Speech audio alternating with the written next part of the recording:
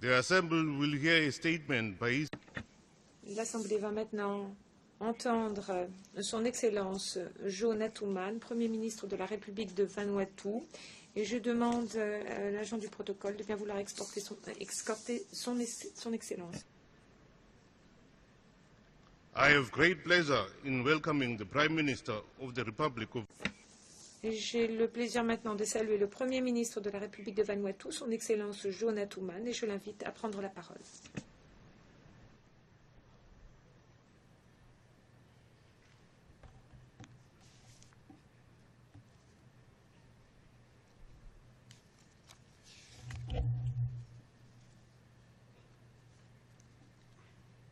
Mr. President, Monsieur le Président, Excellences, Mesdames, Messieurs les représentants, Mesdames et Messieurs, Monsieur le Président, c'est un honneur pour Vanuatu de s'associer à tous les orateurs qui l'ont précédé pour vous féliciter, Excellence, Monsieur Sam Kotesa, à l'occasion de votre élection à la présidence de la 69e session de l'Assemblée générale des Nations unies. Je pense que grâce à votre leadership, vous saurez mener à bien les travaux de la présente session. Et je voudrais également exprimer ma gratitude à votre prédécesseur, son Excellence l'ambassadeur John Ash, pour la façon exemplaire dont il a dirigé les travaux de l'Assemblée générale et pour les importants accomplissements obtenus pendant son mandat l'année dernière. Monsieur le Président, depuis la dernière session de l'Assemblée générale, de nombreux événements internationaux ont eu lieu qui, d'une part, ont contribué au renforcement du système international et, d'autre part, ont aussi menacé la paix et la sécurité internationale. De même qu'ils ont fait dérailler le processus de développement en raison de la marginalisation des populations vulnérables de nos sociétés. Avec les efforts déployés dans le passé pour faire face à la crise financière internationale, nous constatons que l'économie mondiale se redresse. C'est là une bonne nouvelle, mais comme nous le savons, ce redressement est fragile et d'autres efforts internationaux sont nécessaires pour que les perspectives de croissance mondiale demeurent solides et durables sur le long terme. Nous sommes préoccupés par les périodes prolongées de conflits qui ont conduit à des déplacements de membres de nos sociétés les plus désavantagés, c'est-à-dire les femmes, les enfants et les personnes handicapées. Nous sommes perturbés de voir la radicalisation accrue de groupes et de personnes qui visent à créer la terreur et à constituer des menaces pour tous les pays, les gouvernements et les citoyens. Tous ces problèmes sont des problèmes qui pourraient être évités si tous les pays respectaient strictement les principes de paix du dialogue consacrés dans la Charte des Nations unies. En tant que membres de la communauté internationale, nous avons pour devoir moral de veiller à ce que les principes du dialogue et à ce que le raisonnement l'emporte dans le règlement de ces conflits. Je suis convaincu que le système multilatéral est le mieux placé pour relever ces défis. Avec la flambée du virus Ebola meurtrier qui a fait plus de 2000 morts en Afrique de l'Ouest, nous sommes extrêmement préoccupés relativement à cette question. Nous nous félicitons vivement des efforts déployés par les agences de l'ONU, en particulier par l'OMS et la communauté internationale, pour contrer les risques sécuritaires de cette épidémie. Je félicite donc le secrétaire général des Nations unies pour ses efforts et pour sa volonté de relever ces défis. Et je souhaite réitérer l'appui de mon gouvernement aux efforts déployés actuellement. Monsieur le Président, en ce qui concerne l'évolution de la situation politique dans la région du Pacifique, je voudrais féliciter le peuple de la République des îles Fidji qui a élu avec succès et dans la paix un nouveau gouvernement démocratique. Mon gouvernement félicite le peuple de Fidji pour sa résilience et sa persévérance. Et je voudrais féliciter le Premier ministre nouvellement élu d'avoir réalisé la promesse faite à la communauté internationale de diriger son pays vers une élection démocratique. Monsieur le Président, Vanuatu, un petit État insulaire en développement, a une petite économie qui est ouverte et vulnérable aux chocs internes et externes. Ces caractéristiques ont déterminé nos résultats en matière de développement. Depuis des décennies aujourd'hui, notre économie connaît la croissance, ce qui se traduit par une augmentation des revenus par habitant. Vanuatu a été l'un des pays qui a demandé que l'ONU permette que la vulnérabilité soit l'un des 3 critères pour l'examen des situations de retrait de la liste des PMA. La vulnérabilité du Vanuatu a été justement reconnue grâce à ces critères révisés et notre pays a cessé d'être éligible pour être retiré de la liste. Ce n'est qu'à la fin du XXe siècle que la question de l'éligibilité de Vanuatu pour le retrait de la liste des PMA a été soulevée de nouveau après une décennie de progrès économiques certains sur notre île. Après que le Comité sur la politique de développement et l'ECOSOC ont examiné nos progrès en 2012, l'Assemblée générale, en décembre 2013, a décidé que Vanuatu serait retiré de la liste des PMA. En même temps, une période de grâce de 4 ans a été accordée pour permettre une transition sans heurts dans notre pays. Le retrait de Vanuatu de la liste des PMA est maintenant prévu pour décembre 2017. Mon gouvernement accepte cela comme un événement positif. Cependant, la question de la vulnérabilité doit être soigneusement examinée par l'Organisation des Nations Unies. Nous examinons les bénéfices tirés du statut de PMA que nous allons perdre afin de négocier la possibilité de certaines concessions qui seraient maintenues, ce qui serait important, sinon essentiel, pour permettre un développement économique soutenu.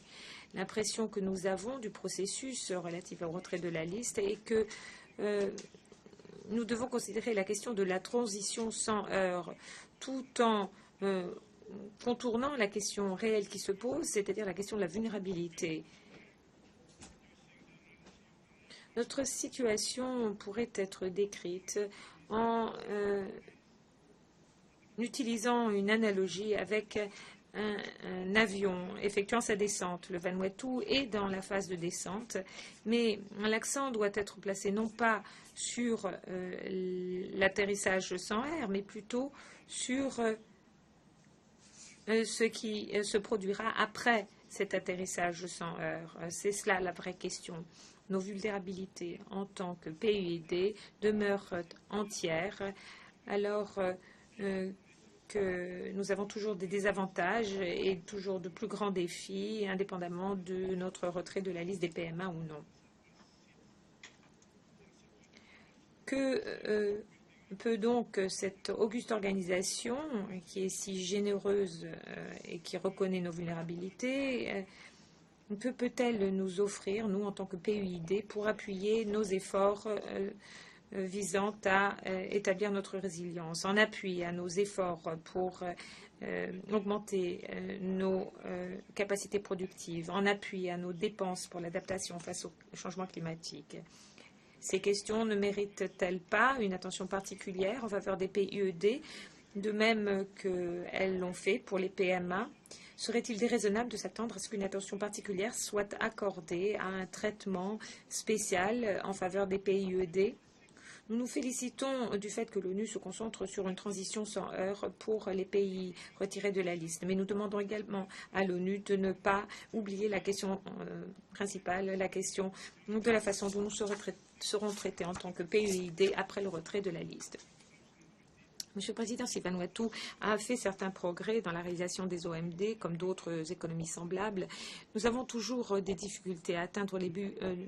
Nous aurons certainement encore des difficultés pour atteindre les buts d'ici 2015. Les raisons sont nombreuses, mais l'une des difficultés principales est la base de revenus réduite et notre population dispersée géographiquement sur 83 îles.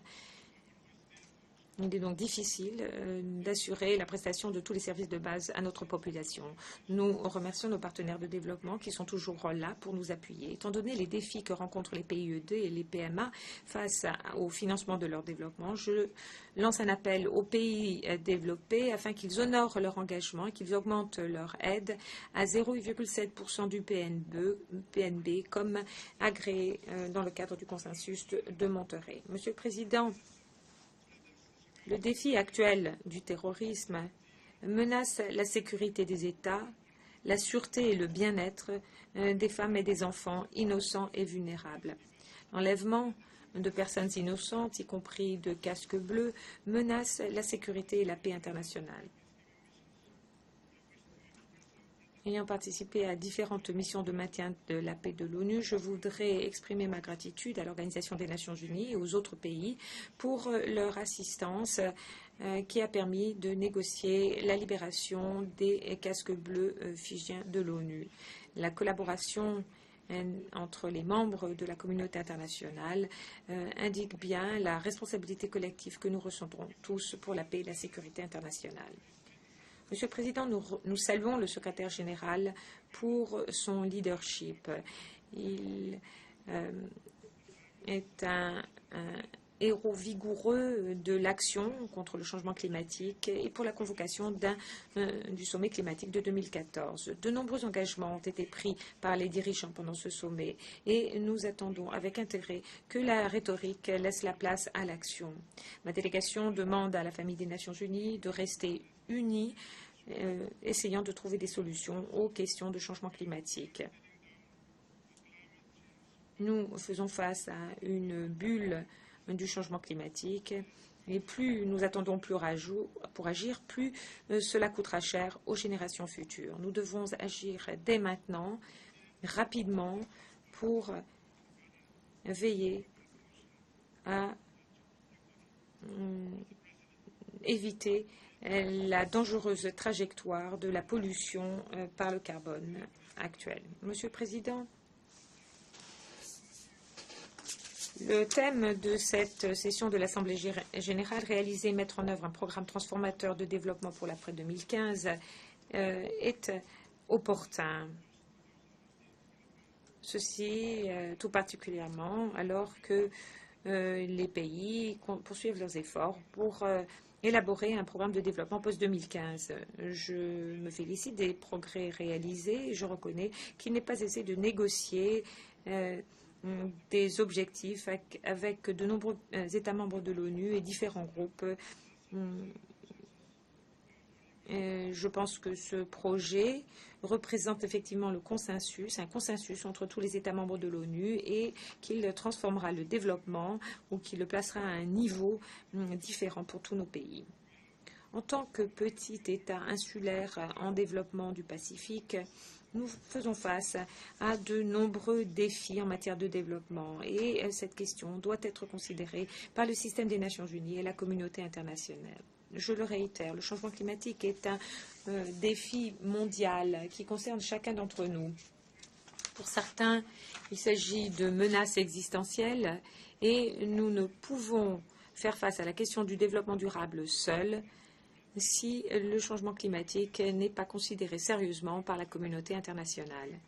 Ainsi, il est important que le changement climatique reste l'un des éléments importants des objectifs du développement durable. Nous notons que les débats sont animés relativement à cette question, sur ces questions, étant donné leur caractère transversal. Cependant, nous notons que ce n'est pas là un nouveau programme, car le document de Rio+20, l'avenir que nous voulons, mentionne le programme face au changement climatique de façon importante Et c'est la raison pour laquelle nos cibles en matière de changement climatique devraient être plus ambitieuses. Nous demandons instamment que soit inclus aux EDD la cible pour l'augmentation de la température inférieure de 1,5 degré par rapport au niveau pré-industriel. Par ailleurs, nous considérons comme important pour les ODD les éléments suivants: l'inclusion de la paix et des institutions efficaces, la gestion des océans, la santé et l'éducation, la sécurité énergétique et l'égalité entre les sexes. Nous sommes d'accord également avec les moyens de mise en œuvre tels qu'énoncés dans le rapport sur les ODD. Nous demandons à l'ONU et aux pays développés de continuer d'appuyer les pays en développement, en particulier les PUD et les PAM, relativement au financement du développement durable et à l'amélioration des capacités institutionnelles pour promouvoir le développement. Incidemment, mon pays se trouve à une étape importante de son processus de planification du développement. Notre cadre de planification actuel arrivera à échéance pendant le 4e trimestre de 2015 et nous sommes déjà en train de procéder à des consultations pour la période post-2015.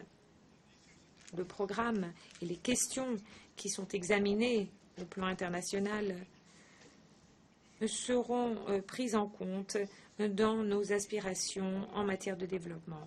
Je saisis cette occasion pour demander leur appui à nos partenaires de développement.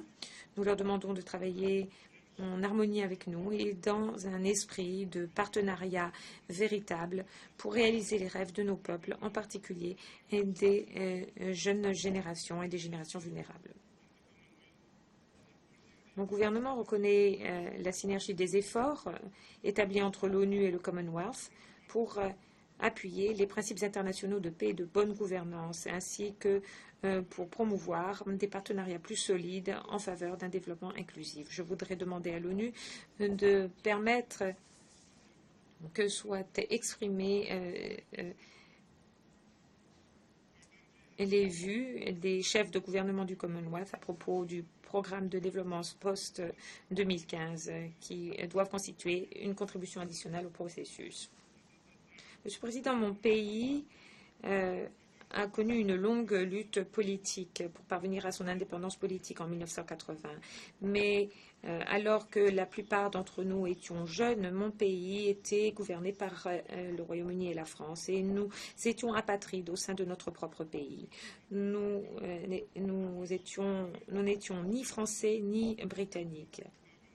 Et pendant plus de 7 décennies, nous avons fait l'objet d'une occupation étrangère. Nous avons donc dû lutter pour reconstruire notre identité en tant que nation, se gouvernant elle-même plutôt qu'en étant assujettie à l'occupation étrangère. Après notre indépendance en 1980, je suis enfin arrivée ici à l'Organisation des Nations Unies avec le défunt Premier ministre, l'honorable Walter Ligny, en 1981. Je me souviens très bien de cet automne, de cette matinée d'automne, lorsqu'un petit groupe avec du personnel du protocole des Nations Unies a été le témoin de la levée de notre drapeau pour la première fois à l'Organisation des Nations Unies. Une nouvelle nation était née et était acceptée au sein de la famille des nations de l'ONU.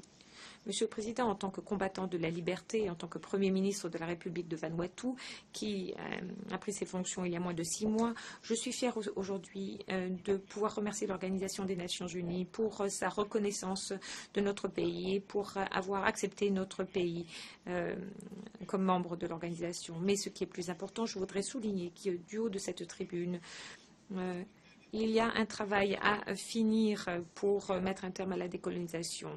Une partie du territoire souverain de mon pays est toujours contestée par l'une des anciennes puissances coloniales, qui est une amie et un partenaire de développement. Je suis très heureux que l'ONU, encore une fois, ait pu nous aider par le biais du travail du rapporteur spécial sur les droits des peuples autochtones, Dr. James Anaya.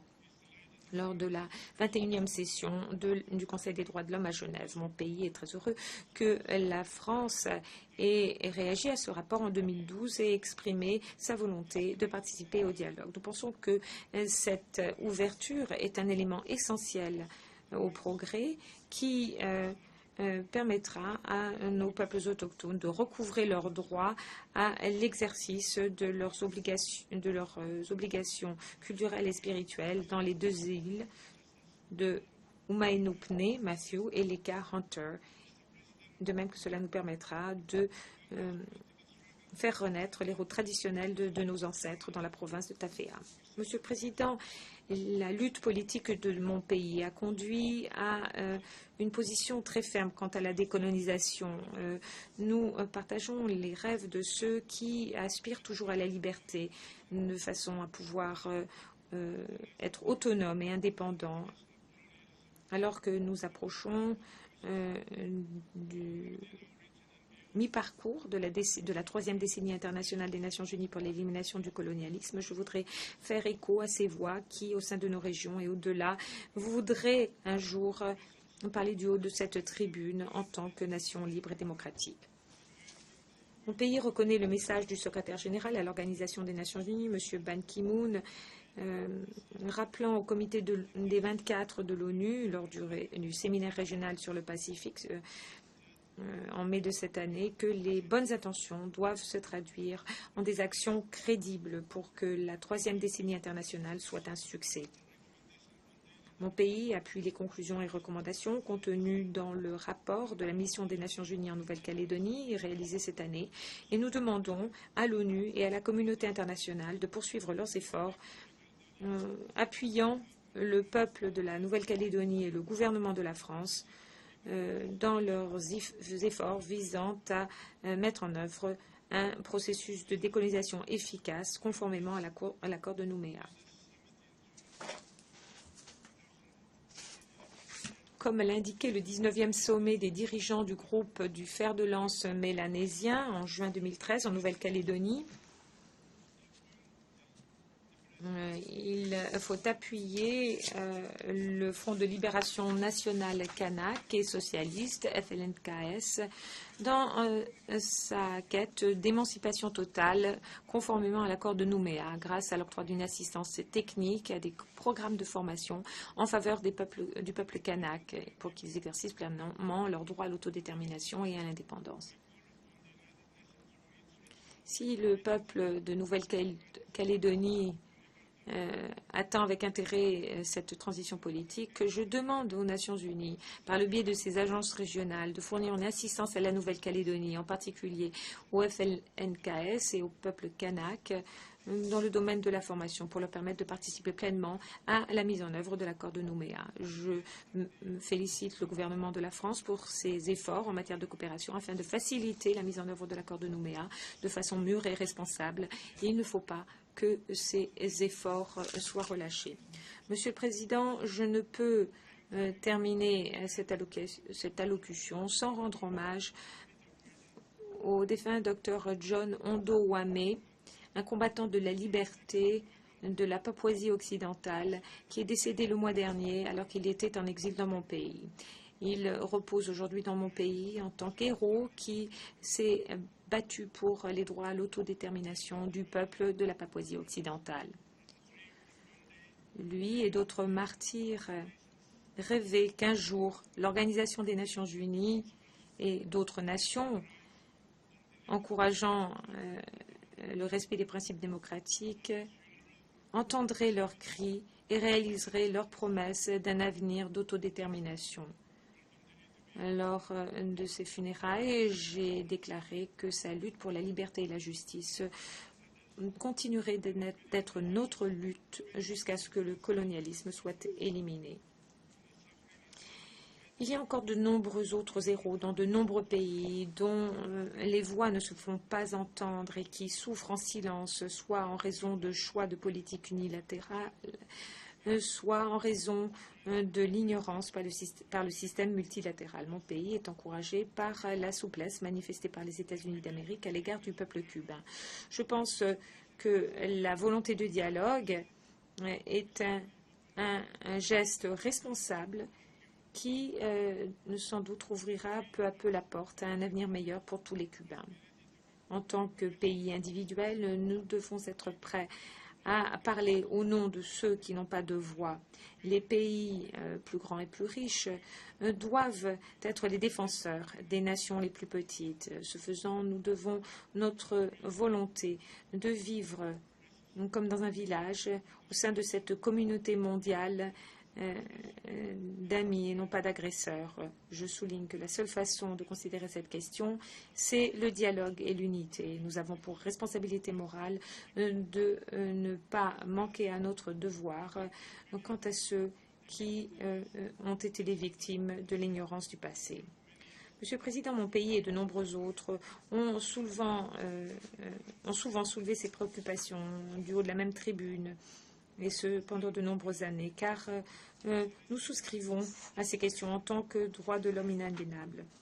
Nos préoccupations liées à la vulnérabilité, au développement durable, aux pêches et d'autres sont évoquées dans le document Samoa, la voie à suivre. Mon pays souscrit entièrement à ce document, Samoa, la voie à suivre, qui doit nous servir de guide face à nos défis de développement. Samoa, la voie à suivre, basée sur le plan d'action de la Barbade et sur la stratégie de mise en œuvre de Maurice,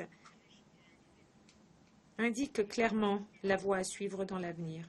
Le système des Nations Unies et la communauté internationale sont priés instamment de faire en sorte que Samoa soit intégré à un cadre de développement post-2015, de façon à ce que nous puissions combler les lacunes du programme d'action de la Barbade et de la stratégie de mise en œuvre de Maurice. Je voudrais saisir cette occasion pour remercier le gouvernement et le peuple de Samoa qui ont reçu la 3e conférence des Nations Unies des PUID à Apia. Monsieur le Président, je voudrais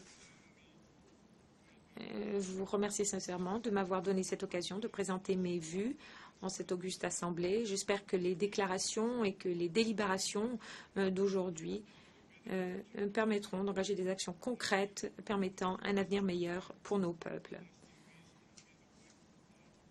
Vive nos aspirations à une paix durable et un monde meilleur pour nos peuples. Que Dieu bénisse l'Organisation des Nations Unies. Je vous remercie, Monsieur le Président. Au nom de l'Assemblée générale, je voudrais remercier le Premier ministre de la République de Vanuatu pour la déclaration qu'il vient de faire et je prie le représentant du protocole de bien vouloir escorter son Excellence.